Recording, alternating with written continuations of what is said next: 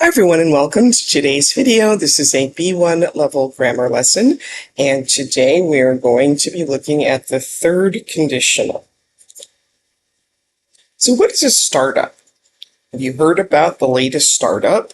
And how is a startup different from a regular business? And you can put your ideas in the comments to start some conversation. So read the statements about startups and see if you can determine which statement is false. A startup is a business that can scale, which means it can grow to a very large size. Startups have a high rate of failure compared to other types of businesses. Compared to other businesses, a startup needs to work at a very high speed before it runs out of money. People who form a startup are called founders, and startups always have a product that people want to buy or use. So it is letter E, that is the one that is false. Because sometimes a startup can provide a service, and unfortunately, sometimes the product or service isn't something that people want or need, and that's what leads to the high failure rate. All right, so now read about these people's businesses and then see if you can decide whether you think they are running a startup or not. So we have Sam Thiel, the owner of Blooming Paradise. I'm a florist. I've owned my own florist store for 15 years.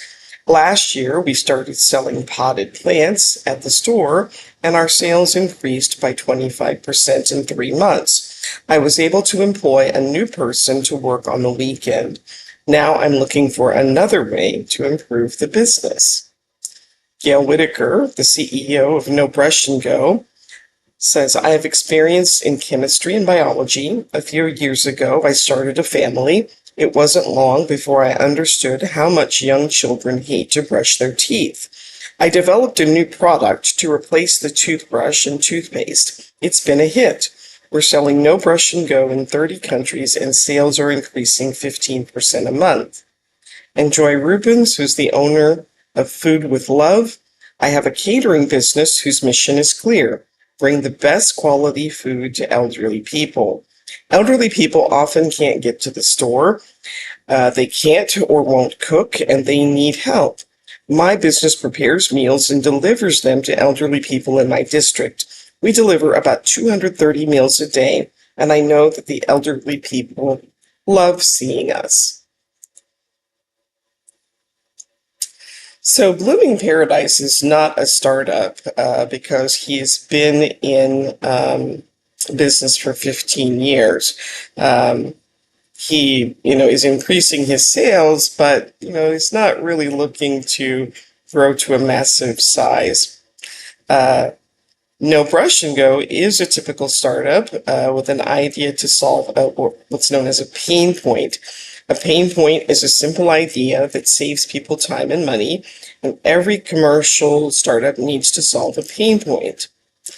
And Food with Love could be a startup. Joy has an idea that could scale. The 230 meals a day might indicate that she's happy to manage a small and successful business.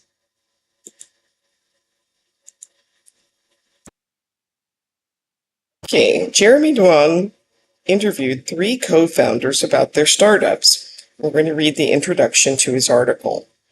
One commonly held belief about startups is that in order to be successful, you need to work hard, get along well with your co-founders, and work some more. But is hard work really the key to success when it comes to starting your own business? So in the comments, you can answer these questions. Do you agree? Do you think that you always need to work hard to be successful? What do you understand by working hard? And what are the keys to success when starting a business? What are the most important things to do or not to do?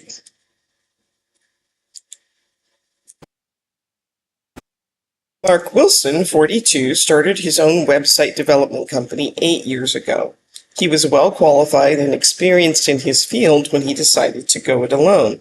And although he certainly believes that hard work is important, he puts a lot of his recent success down to luck.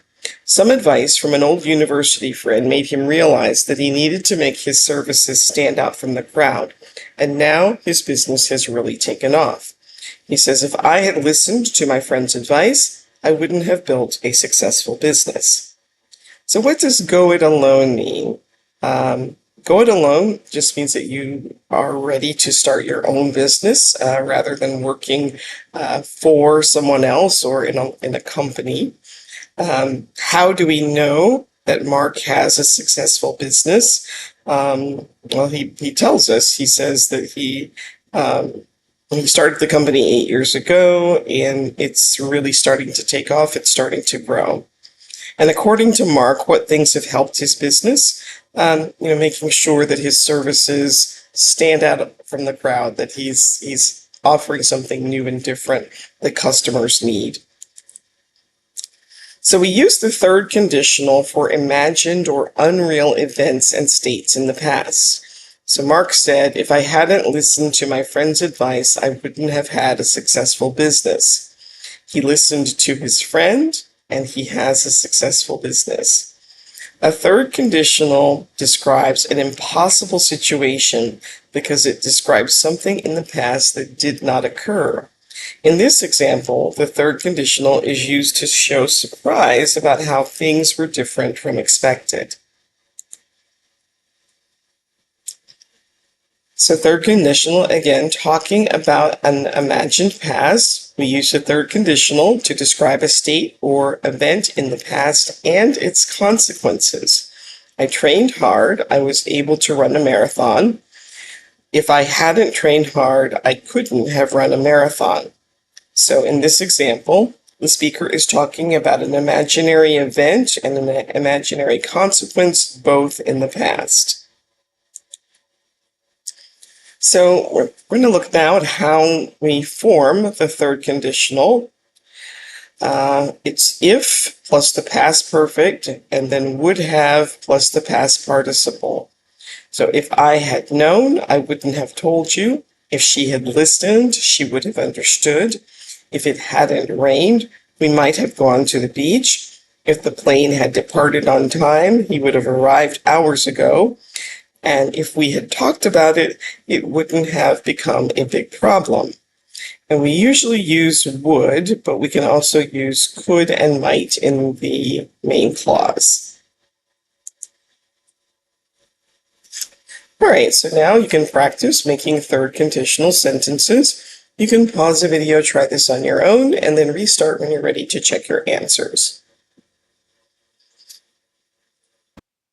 So if you had worked harder, you would have passed your exam. If we hadn't taken a taxi, we would have missed the plane. If I had known you were in town, we could have gone out to lunch together. If we had brought a map, we wouldn't have gotten lost.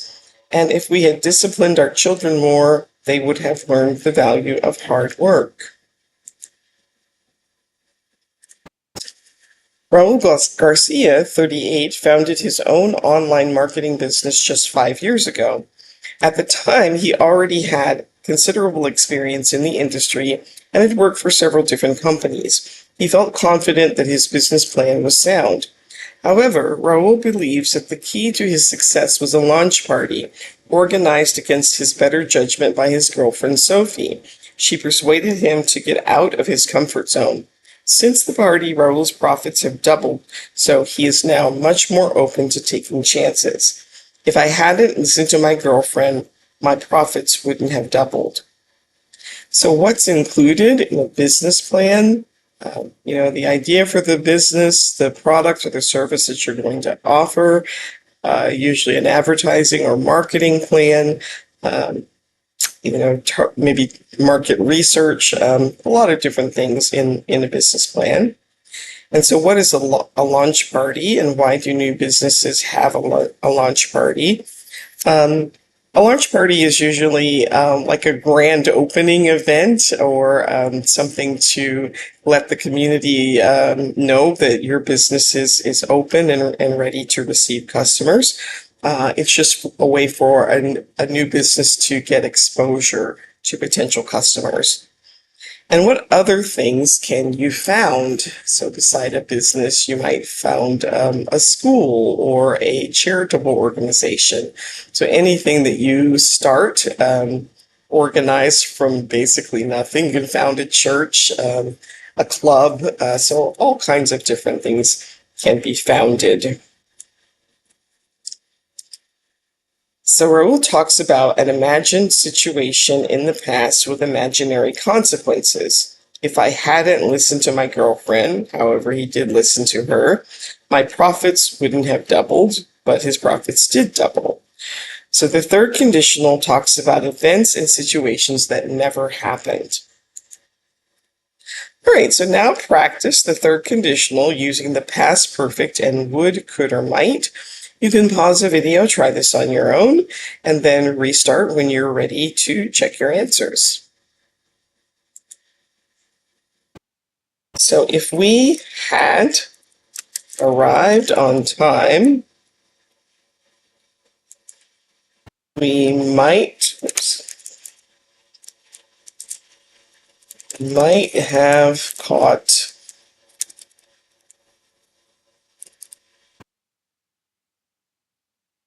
the 3:05 train.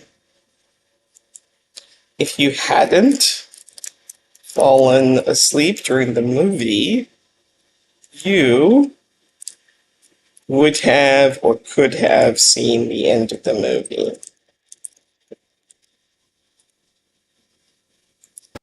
If I had eaten that fish, I would have gotten sick.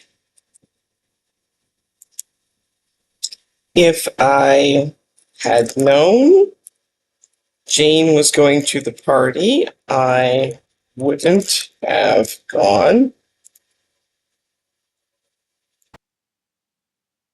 If he hadn't sent text messages while driving, he wouldn't, or might not, they use might not have had a car accident. If you had studied last night, you could have performed better on the exam. If he had checked the report properly before handing it in, there wouldn't have been so many careless errors. And if you had helped me, we would have finished cleaning hours ago.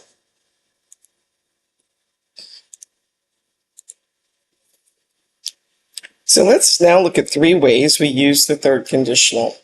Third conditional is used when we are surprised about the outcome of an event. If I had known you were in town, I would have organized to meet you. In reality, I didn't meet you because I didn't know you were in town.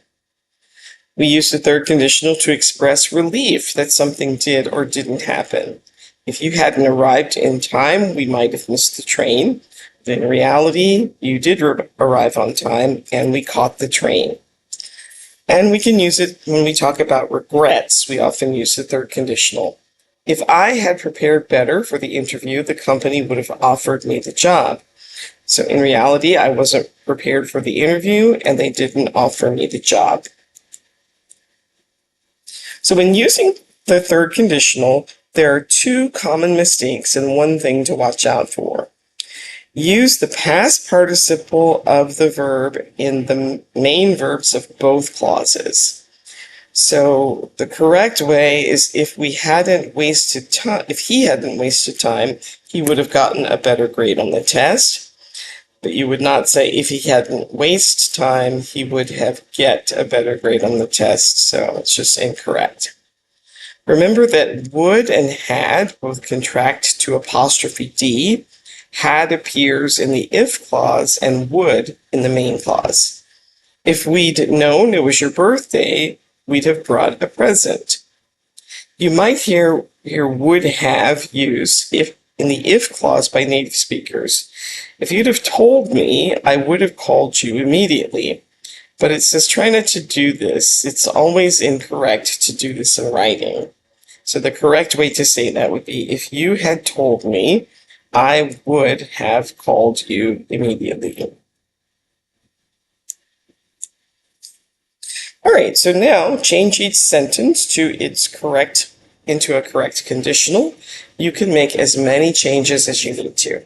So pause the video, try this on your own, and then restart when you're ready to see the answers. So number 1, if she had received my message, she would have called me by now. Number 2, if he had taken the taxi, he wouldn't have missed the plane. Number 3, if they had listened more carefully, she wouldn't have had to repeat the instructions. Number 4, if John hadn't broken his arm, he could have played in the final game of the season. Number 5, if Florence had helped us, we would have finished hours ago. Number 6, if we had bought tickets earlier, we might have been able to get better seats at the concert. And number 7, if Stephen hadn't trained for the marathon, he wouldn't have completed it.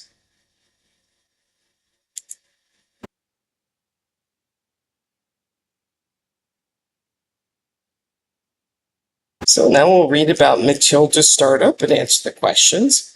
It's not easy to succeed when the local economy is weak, but this was exactly what happened to Matilda Mueller, 28. She recently established her own real estate business despite fearing that her dream of founding her own company might be short-lived. In the end, it turned out that the weak economy had a major impact on some of her competitors, and she was able to expand her business significantly. If I hadn't taken a risk, I would never have had this wonderful business. So what is a weak economy? Weak economy could be times when there is lots of unemployment, not enough jobs, high prices, inflation, unfavorable interest rates, so people can't borrow money to buy homes or start businesses, so just not a favorable situation. And what does it mean if something is short-lived? It just means it didn't last very long. All right, now read the text and answer the question. It's not easy to succeed when the local economy is weak, but this was exactly what happened to Matilda Mueller, 28. She recently established her own real estate business, despite fearing that her dream of founding her own company might be short-lived. In the end, it turned out that the weak economy had a major impact on some of her competitors, and she was able to expand her business greatly. So which statements are true? The local economy was poor. Well, that's true. Matilda established a business. That's true. Her dream was short-lived. That's false. And her business expanded. That is true. Now, one of the most challenging things about the third conditional is that it refers to things that are not true and did not happen. So if we hadn't met, we wouldn't have gotten married, but they did meet. If you had used sunscreen, you wouldn't have gotten sunburnt, but you didn't use sunscreen. If we had taken a taxi, we wouldn't have missed the flight. They didn't take a taxi. And if my neighbor if my neighbor hadn't had a party last night, I would have been able to sleep. So he had a party, but I couldn't sleep. Now, your friends tell you something that happened in the past and respond using a third conditional. My boss got angry with me. I took a 3-hour lunch break. So you could say, if I hadn't taken a 3-hour lunch break, my boss wouldn't have been angry with me. I shouted at Tony. He stopped talking to me. If I hadn't shouted at Tony, he wouldn't have stopped talking to me. I went to the casino. I lost $500. If I hadn't gone to the casino, I wouldn't have lost $500. I didn't sleep enough last night. I played video games until 3 a.m. If I hadn't played video games until 3 a.m., I would have slept enough. Sigrid failed her exam. She didn't study. If Sigrid had studied, she would not have failed her exam. And I didn't set my alarm. I woke up late. If I had set my alarm, I wouldn't have woken up late. All right, so now look at the timeline of your business and try to make as many conditional statements as you can based on all of the information here. And that brings us to the end of today's video. Please like, subscribe, share, comments, and I hope to see you next time. Thanks for watching. Bye.